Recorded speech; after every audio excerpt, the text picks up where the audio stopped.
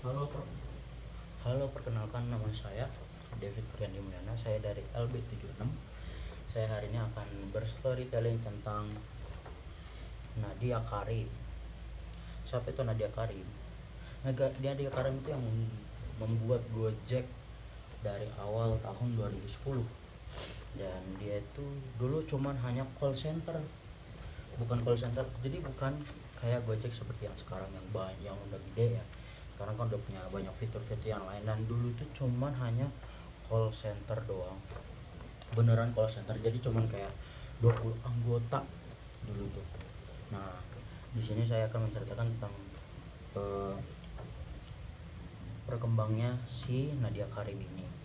Jadi dia tuh dulu banyak banget rintangan-rintangan yang dia lewati, yaitu kayak mencari inovasi untuk menyelesaikan masalah masyarakat, bukan masyarakat, lebih ke buat orang-orang di sini. Masalah seperti kayak misal dia contoh dia mengembangkan inovasi seperti GoPay. Ini kenapa saya mewarnakan biru sama hijau. Hijau itu warna Gojek, biru itu warna GoPay, itu dia. Dan di sini dia tuh dulu bingung cara agar bisa besar.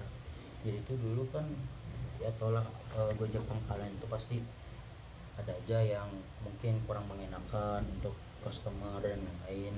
Terus ada yang bingung tuh. Jadi di sini kayak intinya Gojek ini, si Nadia Karim, dia membuat Gojek itu lebih nyaman. Kenapa? Soalnya di sini dia mengembangkan Gojek ini karena untuk lebih simple dan enak untuk dipakai aplikasinya. Jadi dulu tuh cuma konsetor, dulu cuma nelfon dan lain-lain. Sekarang udah gede. Jadi itu dulu dia menginovasikan tentang namanya itu GoPay. Apa itu GoPay? GoPay itu e-wallet sekarang yang dipakai sehari-hari. Dan ternyata memang membesar GoPay itu. Dan sama seperti dia membuat GoFood. GoFood itu jadi lebih enak. Kalian jika kalian lagi pengen makan dan lain-lain, terus tapi kalian agak mager nih, ini buat warga kaum mageran ya, GoFood itu adalah pilihannya. Dari situ yang mengembangkan GoFood di Gojek ini, dia dapat banyak banget menginovasikan hal-hal lain seperti kayak GoShare. GoShare itu kayak mengkirim barang dan lain-lain ke rumah teman atau ke rumah keluarga atau siapa gitu ya. Di sini tuh dia dulu meski banyak kegagalan yang dia lewati dulu tuh ya, dia masih bisa mengembangkan sesuatu dan tidak give up. Dan poin-poin tersebut dan poin-poin berdasarkan yang si Gojek ini, dia tuh Nadia Karim ini adalah contoh entrepreneur yang sukses.